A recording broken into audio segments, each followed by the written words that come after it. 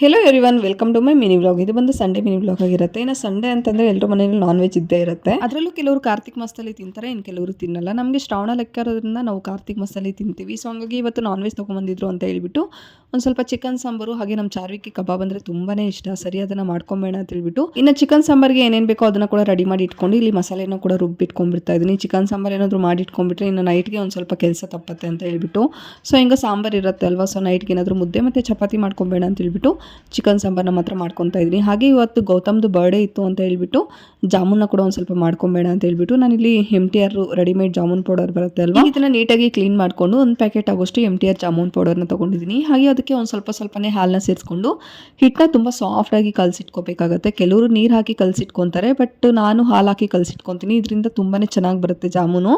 So same ನಾವು hotel ಸ್ಟೈಲಲ್ಲಿ ಯಾವ ಥರ ಮಾಡ್ಕೊತೀವಿ ಸೇಮ್ ಅದೇ ಥರನೇ ಬರುತ್ತೆ, ತುಂಬಾ ಚೆನ್ನಾಗಿರುತ್ತೆ.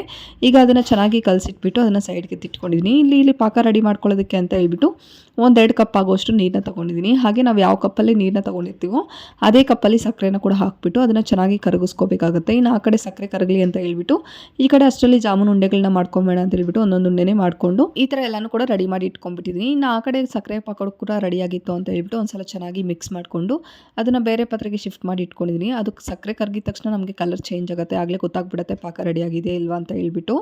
ಇನ್ನು ಈ ಕಡೆ ಕಾದಿರೋ ಅಂಥ ಎಣ್ಣೆಗೆ ನಾವೇನು ರೆಡಿ ಮಾಡಿ ಇಟ್ಕೊಂಡಿರ್ತೀವಿ ಜಾಮೂನು ಉಂಡೆಗಳನ್ನ ಹಾಕ್ಬಿಟ್ಟು ಅದನ್ನು ಈ ಥರ ಸರ್ಕಲ್ ಶೇಪಲ್ಲಿ ಎಲ್ಲಾನು ಕಡೆ ಚೆನ್ನಾಗಿ ಫ್ರೈ ಮಾಡಿಕೊಂಡು ಗೋಲ್ಡನ್ ಕಲರ್ ಆಗೋವರೆಗೂ ಅದನ್ನು ಚೆನ್ನಾಗಿ ಫ್ರೈ ಮಾಡಿಕೊಂಡು ಸೈಡ್ಗೆ ತಿಟ್ಕೋಬೇಕು. ಇನ್ನು ಕೆಲವರು ಸಕ್ಕರೆ ಪಾಕಕ್ಕೆ ಒಂದು ಸ್ವಲ್ಪ ಏಲಕ್ಕಿ ಮತ್ತು ಲವಂಗನ ಕೂಡ ಹಾಕ್ಕೊತಾರೆ, ಬಟ್ ನಾನು ಏನೂ ಹಾಕ್ತಾ ಇಲ್ಲ, ಜಸ್ಟ್ ಸಿಂಪಲಾಗಿ ಸಕ್ಕರೆನ ಕರೆಸ್ಕೊಂಡ್ರೆ ಸಾಕಾಗುತ್ತೆ.